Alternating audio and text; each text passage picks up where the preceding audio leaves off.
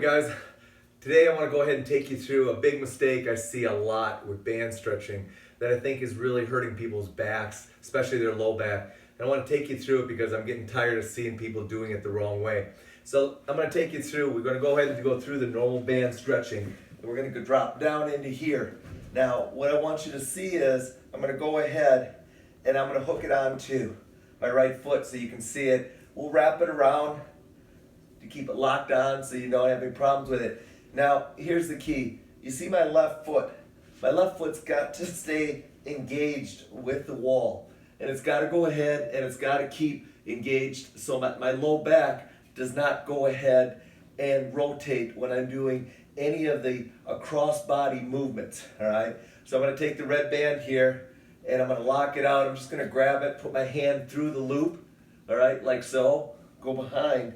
Now, this is the first stretch, is coming down here. Now, if my left foot kicks out and I pull down, I'm immediately taking up all the slack through my low back. So immediately I'm just stretching my low back and not through my hip.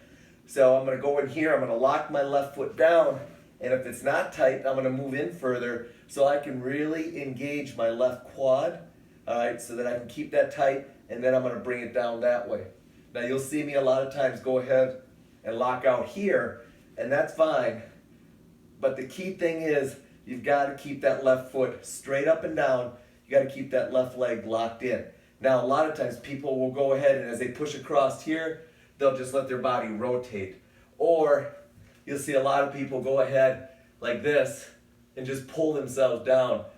Guys, what you're doing there is you're essentially just rotating through your low back and taking up the slack. The key thing is here is this hip.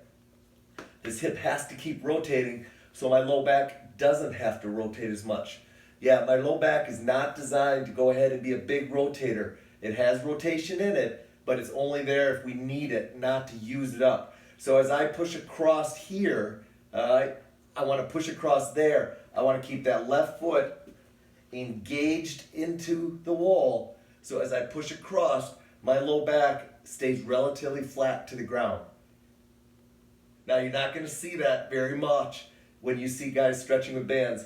What you're going to instead see is you're going to see guys just laying out here, stretching out here, taking it across and stretching out their low back. Guys, again, yeah, those are stretches, but they're not going ahead and attacking the area like I want you to go ahead and attack it. So, lock the band on, lock the opposite foot up against the wall, take the band and hold it like you like to hold it. I've showed you a lot of different ways to do it. If you don't like going ahead and holding it again behind your head, that's fine. But the key thing is here is as you press out across your body there, that left foot better stay locked into the floor, into the wall, so that you can go ahead and get a great stretch into your hamstring and into your hip and not into your low back. And then go ahead and attack that hip rotation the same way by pulling down and letting that hip rotate.